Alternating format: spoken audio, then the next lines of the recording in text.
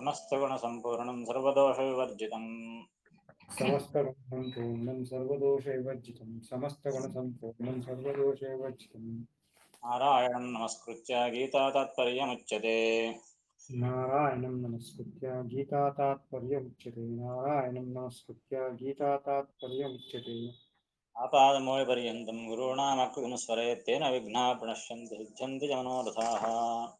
आपादमौलिपर्यन्तं गुरूणामाकृतिं स्मरेत् तेन विघ्नाः प्रणश्यन्ति सिद्ध्यन्ति च मनोरथाः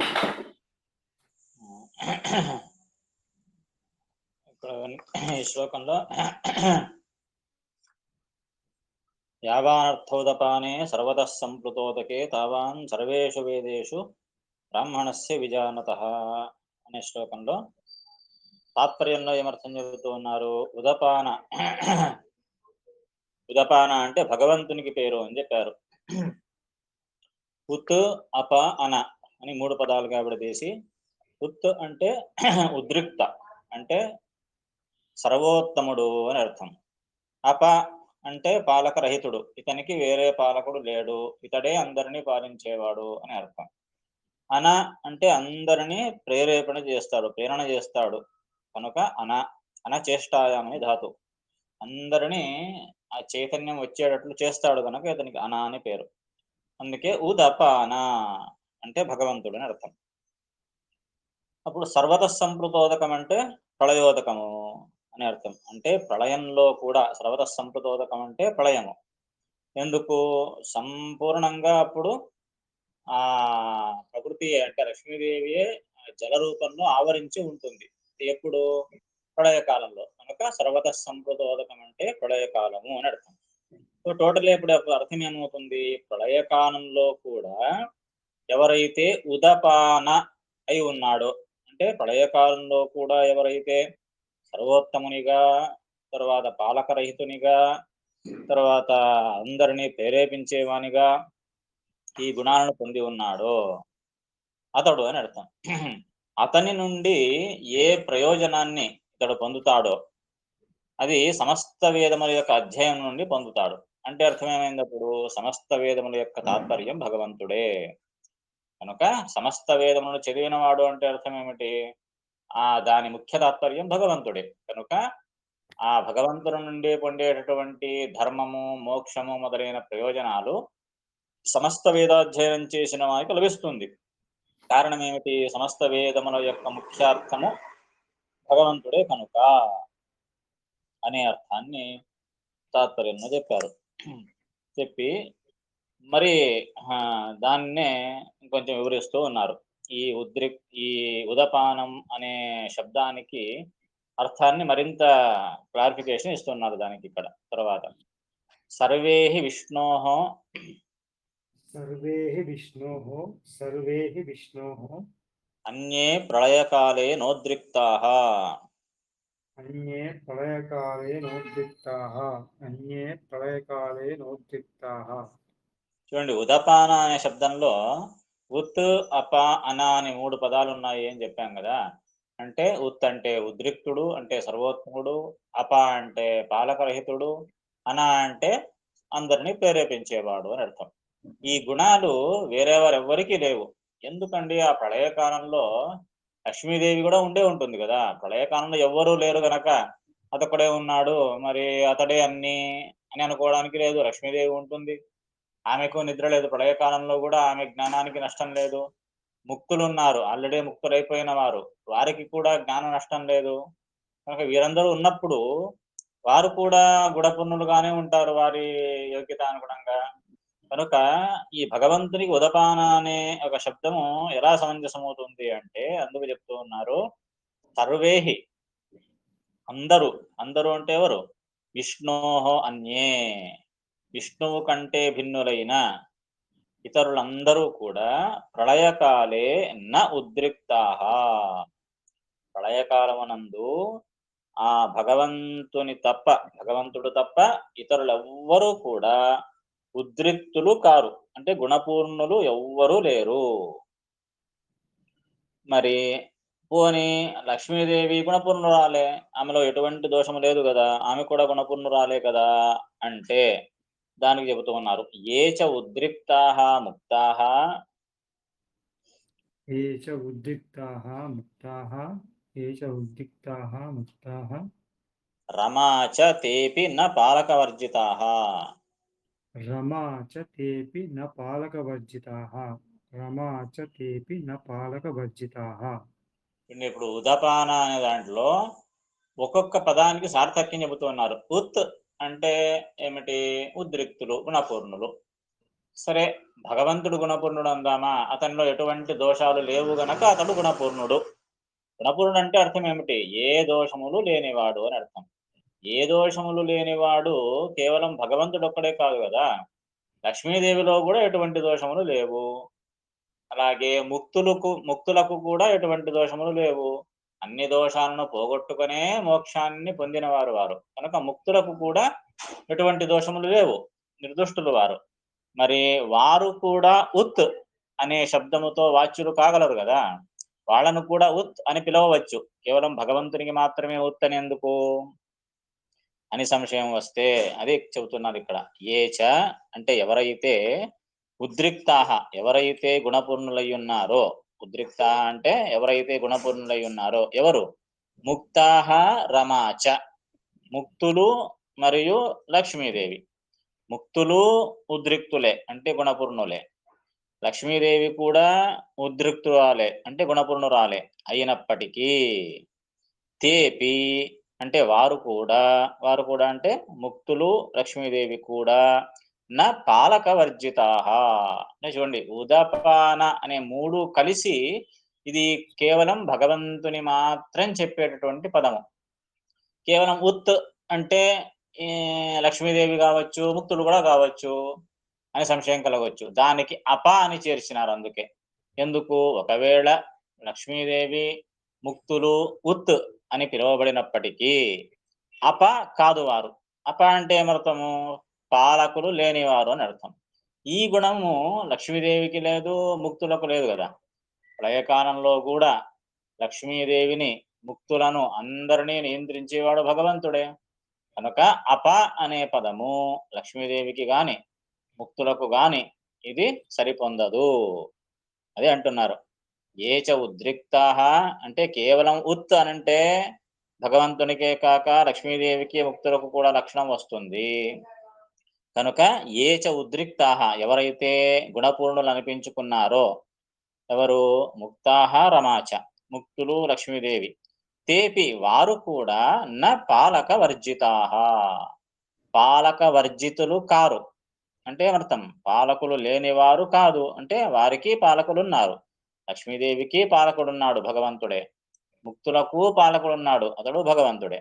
కనుక ఉత్ అనే లక్షణము వారికి ఉన్నప్పటికీ ఈ అప అనే విశేషణము వారికి సరిపొందదు. కనుక ఉదప అని చెప్పారు.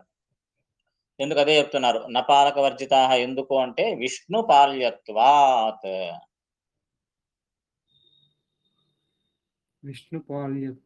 విష్ణుపాల్యత్వాత్ వాళ్ళు పాలక వర్జితులు కారు. ఎందుకు అంటే విష్ణు పాల్యత్వాత్, విష్ణువు చేత పాలింపబడేవారు. పాల్య అంటే పాలింపబడేవారు. విష్ణు పాల్యత్వాత్ అంటే విష్ణు పాల్యత్వము అనే గుణం ఉంది వారిలో, అంటే విష్ణువు చేత పాలింపబడేవారు వారందరూ. కనుక అప అనే లక్షణము వారికి సరిపొందదు. ఒకటి. అంతేగాక సరే, విష్ణు పాల్యత్వం ఉన్నప్పటికీ లక్ష్మీదేవి ఇప్పుడు అన అని ఉంది అంటే ఏమిటి? కాలాది చేష్టకత్వాలు. అది లక్ష్మీదేవికి వచ్చినప్పటికీ ముక్తులకు కలగదు. అది అది చెప్తున్నారు. నచ ముక్తాః కాలాది చేష్టకాః. నచ ముక్తాః కాలాది చేష్టకాః నచ ముక్తాః కాలాది చేష్టకాః. అంటే లక్ష్మీదేవి ఒకవేళ ఈ కాలము మొదలైనటువంటి వాటిని నియంత్రించే శక్తి కలిగి ఉన్నప్పటికీ ముక్తులకు ఆ లక్షణం లేదు. అంటే కాలాది చేష్టకత్వం, కాలము, దేశము, మొదలైన ప్రకృతి మొదలైన వాటిని నియంత్రించే శక్తి ముక్తులకు లేదు. కనుక అప అనే లక్షణము ముక్తులకు లేదు. అంటే అప అనే లక్షణం లేదు, అన అనే లక్షణం కూడా లేదు వారికి ముక్తులకు. నచ ముక్తాః కాలాది చేష్టకాహ, కాలాది చేష్టకులు కారు ఆ ముక్తులు. కనుక అన అనే లక్షణము వారిలో లేదు. అంతే కదా! అలాగైతే ఒకటైతే ఒప్పుకున్నట్టేనా? ఉత్ అనే గుణం వారిలో ఉంది అని ఒప్పుకున్నట్టేనా? గుణపూర్ణులు. అలాగైతే లక్ష్మీదేవి కూడా గుణపూర్ణురాలే.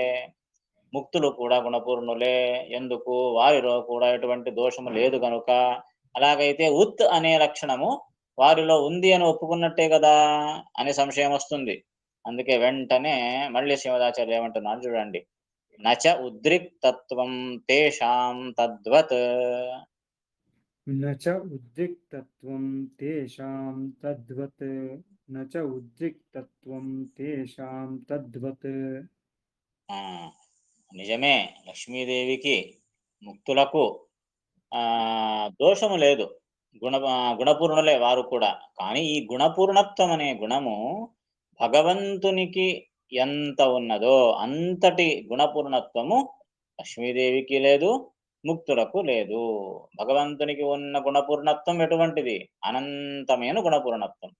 కానీ ఆ ఆనంత్యం అనే గుణము లక్ష్మీదేవిలో లేదు, ముక్తులకు కూడా లేదు. కనుక నిజంగా ఉత్ అనే గుణము దాన్ని చూసుకుంటే లక్ష్మీదేవికి లేదు అనే జెప్పాలి.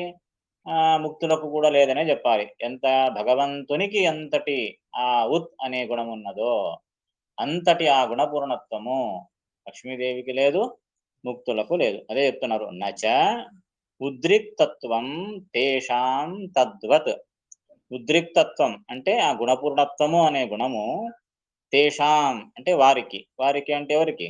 లక్ష్మీదేవికి, ముక్తులకు నచ తద్వత్. తద్వత్ అంటే అతని వలె, భగవంతుని వలె నచ లేదు. ఆ ముక్తులకు, లక్ష్మీదేవికి ఉండేటటువంటి గుణపూర్ణత్వము భగవంతుని వలె కాదు. అతనికి భగవంతునికి ఉన్నటువంటి గుణపూర్ణత్వము అనంతము, వీరికుండేది పరిమితమైనది. కనుక ఈ ఉత్, అప, అన ఈ 3 గుణాలు కూడా నిరవధికంగా, అనంత్యంగా భగవంతుని యందే ఉంటాయి గనుక ఉదపాన అనే శబ్దము, ఉదపాన అనే పదము ఎవ్వరికి అది సంబంధించనిది, కేవలం భగవంతుడు మాత్రమే ఉదపానుడు అని చెప్తూ ఉన్నారు. అతః ఉదపానో విష్ణురేవ. अतः उदपानो विष्णुरेव अतः उदपानो विष्णुरेव అందువల్ల ఉదపానో విష్ణురేవ. ఉదపాన అనే ఒక లక్షణము, ఆ శబ్దము కేవలం విష్ణురేవ, భగవంతుడైన విష్ణువుకు మాత్రమే ఈ ఉదపాన అనే పేరు చెప్పవచ్చు. అంతే తప్పనిస్తే ఎవరికీ ఈ గుణము రాదు. ప్రళయే విశేషతోపి. प्रलये विशेषतोऽपि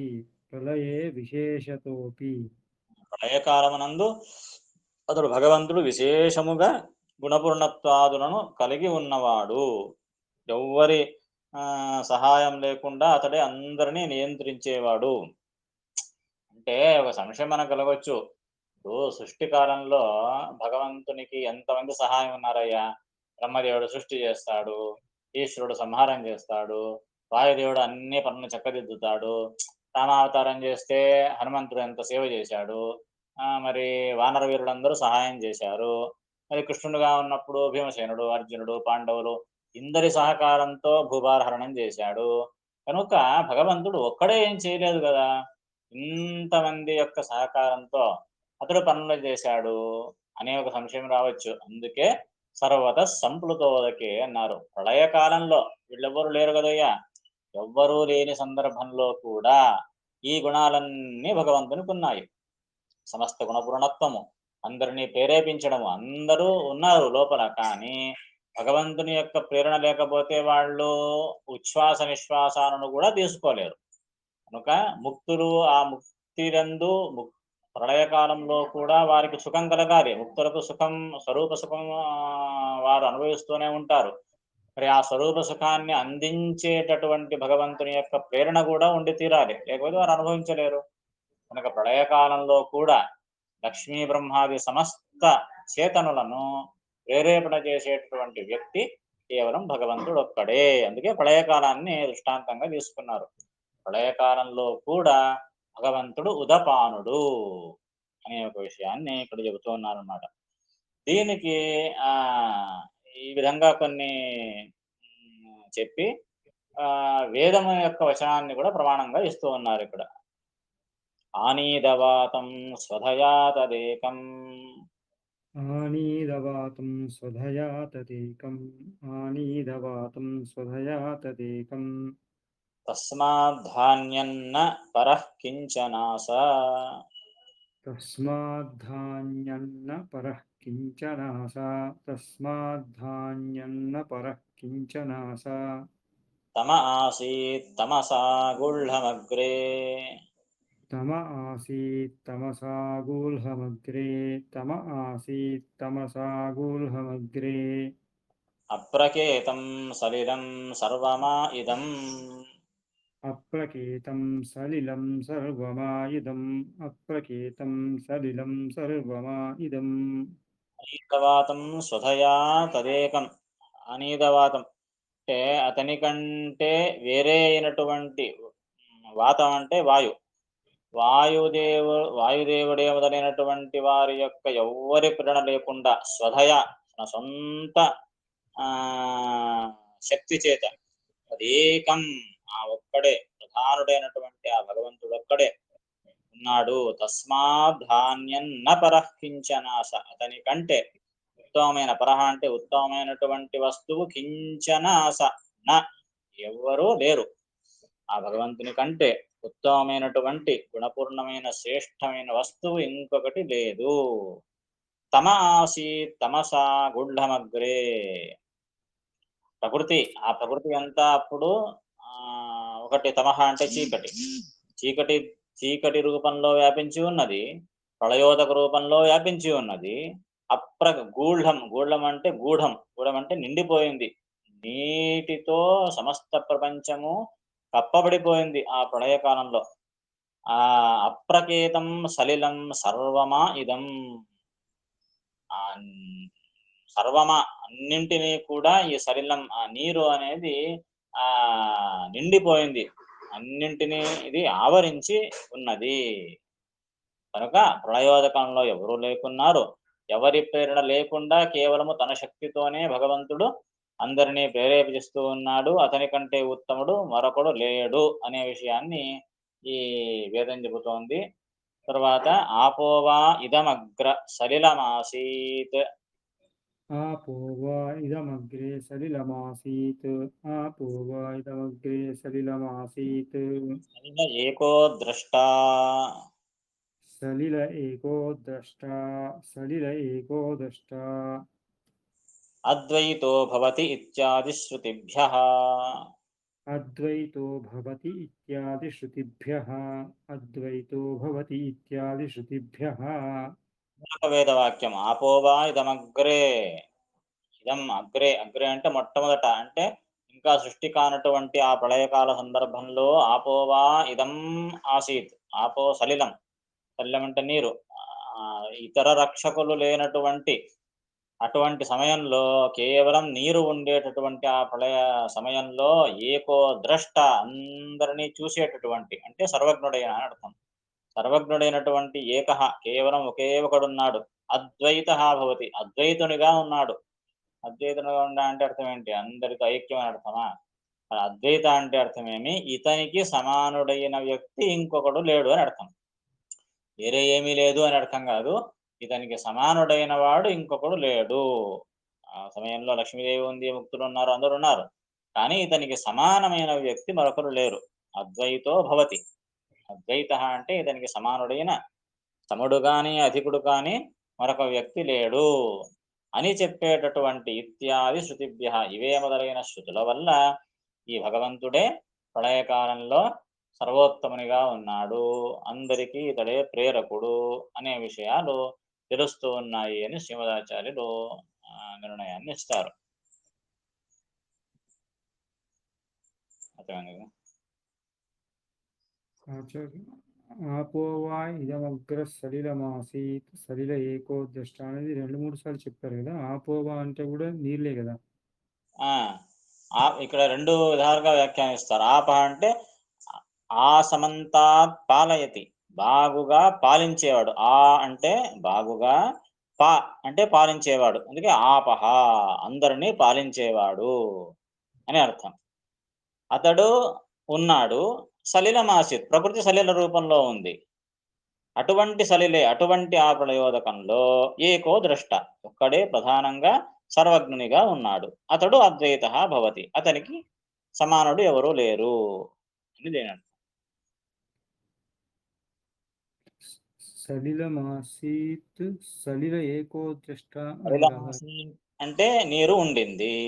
అవును. సలిలే అటువంటి నీటిలో అంటే ప్రళయోదకంలో ఏకః ద్రష్ట ఒక్కడే సలిలే సర్వజ్ఞునిగా ఉన్నాడు.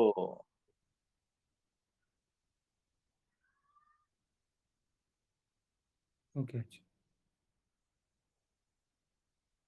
ఈ విధంగా ఈ శ్లోక తాత్పర్యాన్ని చెప్పిన తర్వాత ఇక 47వ శ్లోకంలో ఏం చెప్తున్నాడో చూడండి. కర్మణ్యేవాధికారస్తే కర్మణ్యేవాధికారస్తే కర్మణ్యేవాధికారస్తే మా ఫలేషు కదాచన మా ఫలేషు కదాచన మా ఫలేషు కదాచన మా కర్మ ఫలహేతుర్భూః మా కర్మ ఫలహేతుర్భూః మా కర్మ ఫలహేతుర్భూః మా తే సంగోస్త్వ కర్మణి. మా తే సంగోస్త్వకర్మణి మా తే సంగోస్త్వకర్మణి. చాలా ముఖ్యమైనటువంటి శ్లోకం. అన్ని ముఖ్యమైనవే. అయితే మనం వినేటటువంటి శ్లోకాల్లో ఇవి ఎక్కువగా వినిపిస్తూ ఉంటుంది. భగవద్గీత అంటూనే కర్మణ్యేవాధికారస్తే అనే మాట వినిపిస్తూ ఉంటుంది ఎక్కువగా. కృష్ణుడు అర్జునుడికి ఏం చెప్పారయ్యా అంటే కర్మణ్యేవాధికారస్తే మా ఫలేషు కదాచన అని చెప్తూ ఉంటారు. ఏం చెప్తున్నాడు? కర్మణి ఏవ అధికారః తే మా ఫలేషు కదాచన. అర్జున నీకు కర్మణ్యేవ అధికారః. ఏం మాట్లాడుతున్నావయ్యా? ఈ యుద్ధం చేస్తే ఇలా అవుతుంది, అలా అవుతుంది. ఇంత నష్టం జరుగుతుంది, ప్రాణ నష్టం జరుగుతుంది. నాకు యుద్ధం వద్దు. నేను మళ్ళీ అరణ్యానికి వెడతాను, తపస్సు చేస్తాను. ఇంతమంది పెద్దలున్నారు. వాళ్ళని ఎలా సంహరించాలి? ఇన్ని మాటలు మాట్లాడతావు కదయ్యా! కర్మ చేయమంటే ఆ కర్మకు ఏం ఫలితమొస్తుంది? ఆ ఫలితం వల్ల ఏమేం జరుగుతుంది? ఇవన్నీ ఆలోచిస్తూ ఉన్నావే! ఇవన్నీ ఆలోచించమని ఎవరు చెప్పారు నీకు?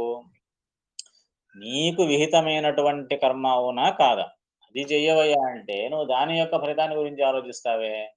అందుకే కర్మణ్యేవ నీకు ఎటువంటి కర్మ విహితమైనటువంటి కర్మ ఉన్నదో అటువంటి కర్మలో మాత్రమే కర్మణ్యేవ అంటే కర్మ చేయడంలో మాత్రమే తే అధికారః నీకు అధికారం ఉన్నది.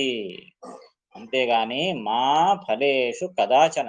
కదాచన అంటే ఎప్పటికీ కూడా ఫలేషు మా ఫలేషు అంటే రిజల్ట్‌లో ఫలంలో ప్రయోజనంలో నీకు అధికారం లేదు. ఎగ్జామ్ రాయడం ఒక్కటే స్టూడెంట్ చేయాల్సింది. ఆ ఫలితాన్ని ఆశించేది కాదు. ఆశించేది కాదంటే అందులో అధికారం లేదు అని. నేను రాయడం ఎంత ఉంది, సిలబస్ ఎంతుంది, దాన్ని చదువుకొని రాయాలంతే. అంతవరకు నీ దృష్టి పెట్టాలంతే తప్పనిస్తే, రిజల్ట్ ఇచ్చేవాడు వేరే. అది ఆలోచించినా నీకేం దక్కదు గదా! నువ్వేం జేయలేవు. ప్రయోజనం పట్ల, రిజల్ట్ పట్ల నువ్వేం జేయలేవు. నువ్వు చేసేదేమిటి? నీ చేతిలో ఉండేదేమిటి? సిలబస్ ఏమిటో చూసుకొని, సిలబస్ ప్రకారంగా చదవడము, ఎగ్జామ్ రాయడము. ఇంతే నీ అధికారం. ఆ రిజల్ట్ ఇచ్చేవాడు వేరే ఉన్నాడు గనక, దాన్ని పట్ల నువ్వు చింతించి లాభం గూడా లేదు. అందుకే అంటున్నాడు మా కర్మ ఫల హేతు భూహు. కర్మ ఫల హేతు నీవు కర్మ ఫలానికి హేతువు కావద్దు. అంటే ఆ కర్మ యొక్క ఫలితాన్ని నీవు ఆశతో చేయవద్దు. కర్మను గురించి చేయి. నువ్వు కర్మ ఎలా చేయాలి అనే దానిపైన దృష్టి ఉంచి తప్పనిస్తే ఆ రిజల్ట్ వైపు నీవు చూడవద్దు. నాతే సంగోస్తు అకర్మణి. అంతేగాక అకర్మయందు విరుద్ధమైన కర్మ అందులో నీవు ఆసక్తిని పొందవద్దు. అకర్మ అంటే కర్మ చేయకుండా ఉండడం. అలాగని కర్మ చేయకుండా ఉండడానికి లేదు, విరుద్ధమైన కర్మను చేయడానికి లేదు. కర్మను మాత్రం చేయాలి. 3 ఉన్నాయి. కర్మ, అకర్మ, వికర్మ. కర్మ అంటే విహితమైనటువంటి కర్మ. శాస్త్రములో వర్ణాశ్రమానికి తగినటువంటి కర్మ ఏమున్నదో అది కర్మ, విహితమైన కర్మ. అకర్మ అంటే అసలు కర్మనే చేయకపోవడము. వికర్మ అంటే విరుద్ధమైన కర్మను చేయడం. ఏం చెప్పిందో దానికి విరుద్ధంగా చేయడం. ఇది వికర్మ. ఏమీ చేయకుండా ఉంటే అది అకర్మ. విహితమైనది చేస్తే కర్మ. కనుక నీకు అకర్మణి మా సంగః. అకర్మ అంటే నేను యుద్ధం చేయనంటున్నావు గదా! అకర్మ నేనేం చేయకుండా ఉంటానంటున్నావు గదా! దాని పట్ల నీవు సంఘాన్ని వదులు. అలా నీవు పలకవద్దు. కర్మను చేయను అని నీవు అనవద్దు. కర్మ త్యాగమునందు నీవు మనస్సుంచవద్దు అని స్థూలముగా ఈ శ్లోకం యొక్క అభిప్రాయం. దానికి శ్రీమదాచార్యులు భాష్యంలో చెబుతూ ఉన్నారు. ఎందుకు ఈ శ్లోకం కృష్ణుడు చెప్పడానికి, ఈ విషయం చెప్పడానికి కారణమేమిటి అని చెప్తున్నారు శ్రీమదాచార్యులు. కామాత్మనాం నిందా కృతా కామాత్మనాం నిందా కృతా కామాత్మానం నిందా కృతా కథం కథం కథం ఏషాం స్వర్గకామో యజేత ఇత్యాదౌ येषां स्वर्गकामो यजेत इत्यादौ येषां स्वर्गकामो यजेत इत्यादौ కామస్యాపి విహితత్వాత్ कामस्यापि विहितत्वात् कामस्यापि विहितत्वात् ఇత్యత ఆహ కర్మణ్యేవేతి. इत्यत आह कर्मण्येवेति इत्यत आह कर्मण्येवेति శ్రీమదాచార్యులు ఎంత సుందరంగా ప్రతి ఒక్క శ్లోకానికి ఈ శ్లోకము దేనికి రచింపబడింది, ఎందుకు కృష్ణుడు ఈ శ్లోకాన్ని చెప్పాడు, ఒక శ్లోకం చెప్పాలి అంటే దీని వెనుక ఏదో ఒక ప్రశ్న ఉండి ఉంటుంది అర్జునుని యొక్క మనస్సులో. ఆ ప్రశ్న ఏమిటి, ఏ ప్రశ్నకు సమాధానంగా ఈ శ్లోకం చెప్పబడింది, దాన్ని శ్రీమదాచార్యులు సుందరంగా ఉపోద్ఘాతాన్ని ఇస్తారు. చూడండి, ఇక్కడ ఈ కర్మణ్యేవాధికారస్తే అనే శ్లోకం చెప్పడానికి కారణం ఏమిటి అంటే, పూర్వపక్షం ఏమిటి అంటే, సంశయం ఏమని వచ్చింది, ఏ ప్రశ్నకు సమాధానంగా ఈ శ్లోకం వెలువడింది అని చెబుతూ ఉన్నాడు. ఏమని? కామాత్మనాం నిందా కృత. కనుక నువ్వు నిష్కామ కర్మను చేయాలి, సకామ కర్మను చేయకూడదు అని సకామ కర్మను నిందించావు నువ్వు. కామాత్మనాం నిందాకృత. కామాత్మనం అంటే ఈ కామాన్ని మనస్సులో ఉంచుకొని, ఏదో ఒక కామనను, ఏదో ఒక కోరికను మనస్సులో ఉంచుకొని కర్మ చేయకూడదు. అది సకామ కర్మ. సకామ కర్మ చేస్తే మోక్షం లభించదు. కేవలం లౌకిక ఫలం లభించవచ్చు, స్వర్గాది ఫలం లభించవచ్చు, కానీ మోక్షం లభించదు అని ఈ కామ్యకర్మను, సకామ కర్మను చేసే వారిని నిందించారు. కామాత్మనాం నిందా కృత అంటే ఏదో ఒక కోరికను మనస్సులో ఉంచుకొని కర్మను చేసే వారిని నిందించారు వెనుక. కథం, ఎందుకు అలా నిందించడము, అలా నిందించకూడదు కదా అని సంశయం. ఎందుకు నిందించకూడదంటే, ఏషాం స్వర్గకామో యజేత ఇత్యాదౌ కామస్యాపి విహితత్వాత్. చూడయ్యా, వేదంలోనే ఇలా చెప్పారు. ఏమని చెప్పారు? స్వర్గకామో యజేత అని వేదమే చెబుతుంది. స్వర్గకామో యజేత అంటే ఏమర్థం? స్వర్గకామ అంటే స్వర్గాన్ని కామించేవాడు, స్వర్గమును కోరుకునేవాడు. యజేత, యజ్ఞము చేయాలి. స్వర్గాన్ని కోరుకున్నవాడు యజ్ఞం చేయాలి అని వేదం చెబుతోంది. అంటే అర్థం ఏమిటి?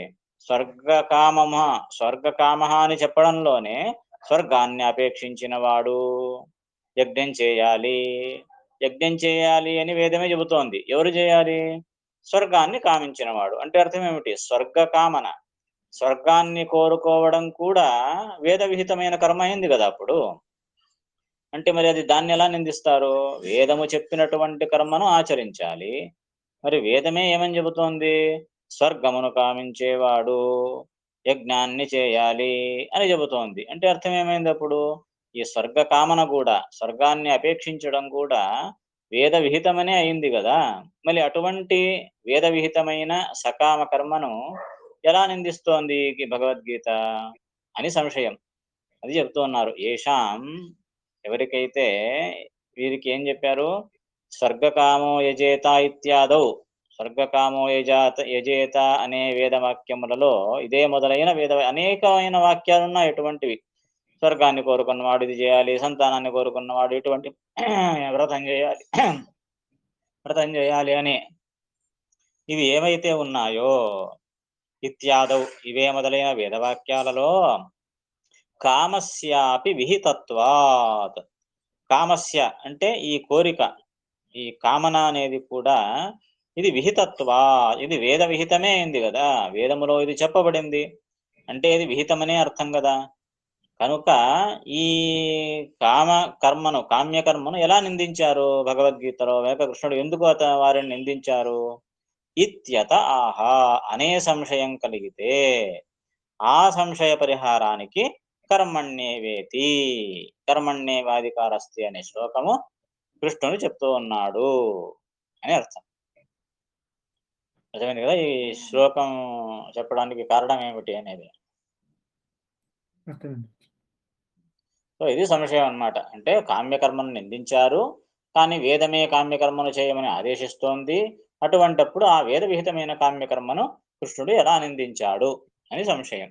దానికి సమాధానమే ఈ శ్లోకము అని చెప్తూ ఉన్నారు. ఏమిటి అనేది నెక్స్ట్ క్లాస్‌లో చెప్తున్నారు. అలాగే. సంశయం ఉంటే అడగండి.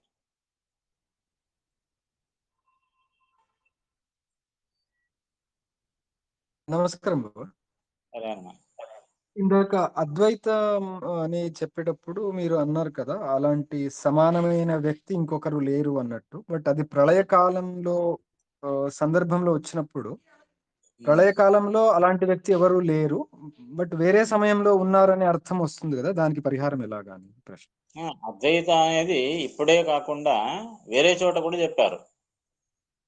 అంటే సృష్టికాలంలో సాధారణమైన సమయంలో కూడా ప్రళయకాలంలోనే కాకుండా ఇక్కడ ఇది సందర్భము ప్రళయకాలము. కనుక దీన్ని ఉదాహరణ తీసుకున్నారంతే.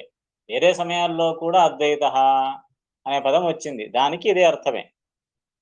అంటే అంటే అది వాడు ఇక్కడ లేడు. ముఖ్యంగా ఆపోవా ఇదమగ్రే సలిలం ఆసీత్ అని సలిలం గురించి అంటే ప్రళయోదకం అని మీరన్నారు ఇందాక.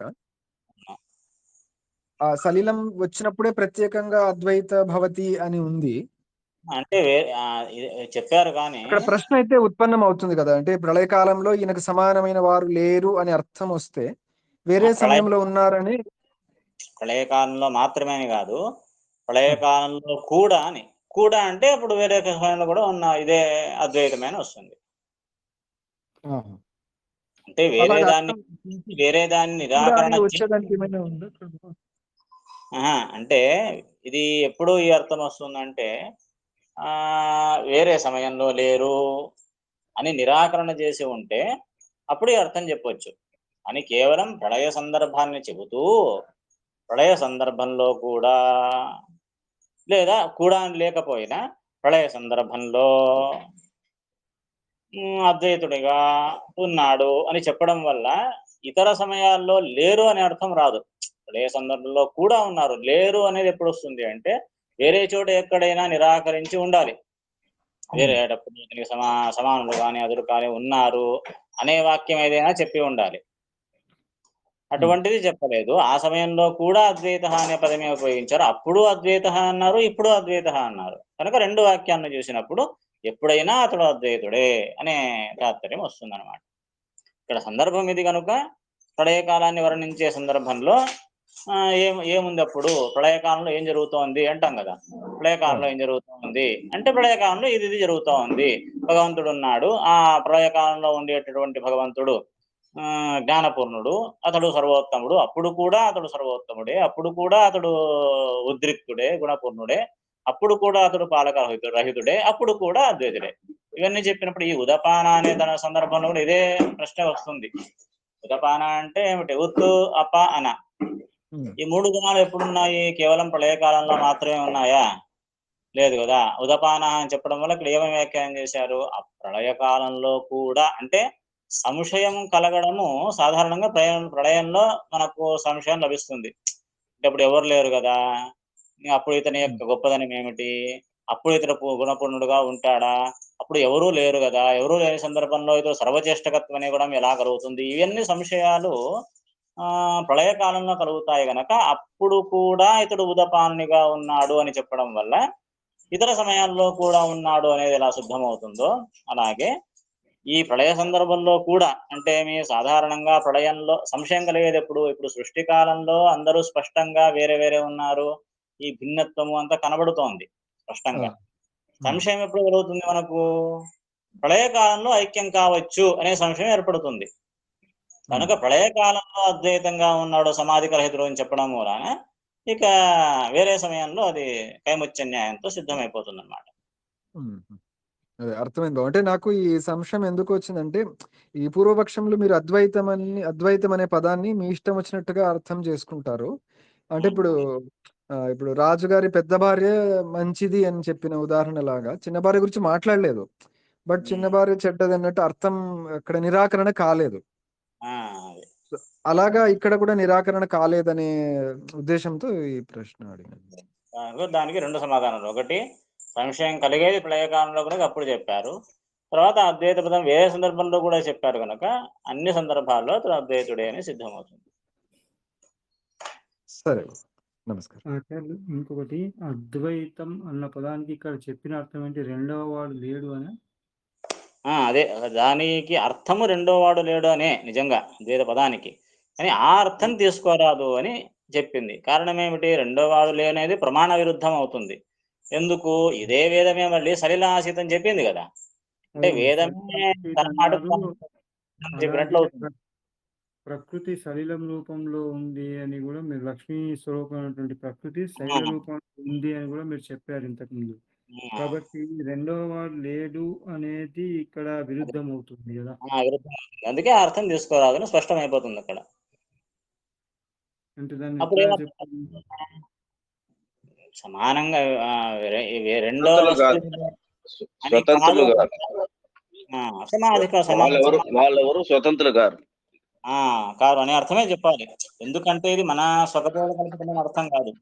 వేదమే చెప్పింది స్పష్టంగా సలిలమాసీత్ అని చెప్పి మళ్ళీ అద్వైత అని ఎలా ఉంటుంది? వేరే ఇంకొక రెండవ వస్తువు లేదు అని ఎలా చెబుతుంది వేదము? తన మాటకు తానే విరుద్ధంగా చెప్పదు కదా. చెప్పింది అన్న తర్వాత దానికి వేరే అర్థం ఉండాలి అని స్పష్టమైపోతుంది. ఆ వేరే అర్థం ఏమిటి అంటే, ఏమని చెప్తే సరిపోతుంది అక్కడ అంటే, సమానులు లేరు అంటే సరిపోతుంది. కదా. మంచి మనము దీన్ని అర్థం చేసుకోవాలి. ఉదప అనే పదంతో, అనే పదంతో మొత్తం అర్థాన్ని చేసుకోవాల్సి వస్తుంది కదా. అవునవును. ఉతు అప అన ప్రవచేష్టకుడి చేష్టకత్వం అనేది కూడా ఇంకోరు ఉంటేనే వస్తుంది. ఇవన్నీ వస్తుంది. ఇవన్నీ వ్యవహారంలో కూడా చెప్తూ ఉంటాం కదా. మంచి సాహసవంతంగా పని చేశాడనుకోండి, వాడే మగాడు అంటాడు. వాడే మగాడు అంటే అర్థం ఏమిటి? వేరే వాళ్ళందరూ ఆడవాళ్ళని అర్థమా? అంటే అతనికి సమానమైన ఆ ధీరత్వము అనేది ఇంకొకరిలో లేదు అనే ఒక అర్థం వస్తుంది కదా. ఆ విధంగా అన్నమాట. అతడేరా, అతడొక్కడే ఉన్నాడు అంటే ఏమర్థము? అతనికి సమానమైన వాడు ఇంకొకడు లేడు అని అర్థం. సరిగ్గా సరిపోయింది. ఉదపాన అయిన వాడు ఇంకొకడు ఎవడు లేడు. ఉదపాన అనేవాడు ఇంకొకడు లేడు. అలాగే.